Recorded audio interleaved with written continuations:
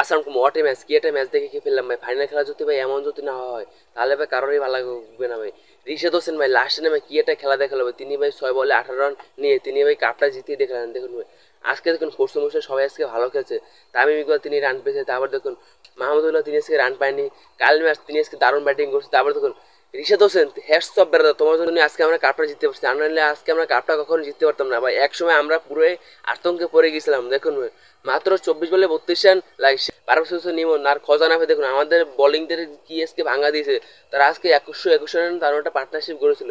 সেখানে দেখুন ফোর্সুন মুশকিল অনেকটা চাপে পড়ে গিয়েছিল। অন্যদিকে দেখুন লাস্টের ভাই 4 ওভারে আজ তারা কোনো রান নিতে পারেনি। মাত্র 32 রান নিয়ে তারা 195 রানের একটা পুষবে। তামিম ইকবাল দেখুন 2019 সালে, 2024 সালে, 2025 সালেও তিনি ফাইনাল ম্যাচে উত্তরার ম্যাচে রান পেয়েছে। আর দেখুন তামিম ইকবাল আমাদেরকে কখনো হতাশ করে। তারা ভাই যে কয়বার ফাইনাল খেলেছে তারা সে কয়বার কাপ নিয়েছে ভাই। তারা ভাই আজকে আমাদের মনটা একেবারে জয় করে নিচ্ছে। আর দেখুন প্রশংসার মালিক ভাই মিজানুর রহমান, তিনি দেখুন ভাই কীভাবে ভাই আজকে খেলাটা ঘুরে দিয়েছে। অন্যদিকে দেখুন জিমিন ইসলাম, আজকে তাকে জিমিন ইসলামকে আজকে মাঠে নামানো উচিত ছিল, আজকে নবীকে বাদ দিয়ে ভাই।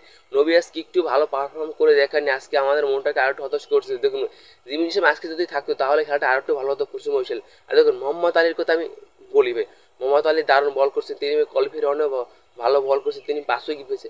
আজকেও তিনি দারুণ বল করেছে ভাই। সবশেষে আমি একটা কথা বলতে চাই, খেলাটা আমরা সবাই হার জিত খেলা থাকবেই। আর পশ্চিম মানুষের জন্য শুভকামনা রইল। আর বরিশালের মানুষের জন্য সুখবর আছে, তারা যাইয়ে 9 তারিখ আমাদের বরিশালে আসতেছে স্টেডিয়ামে 2টা কাপ সহ। আমরা সবাই ওই স্টেডিয়ামে উপস্থিত থাকতে চাই।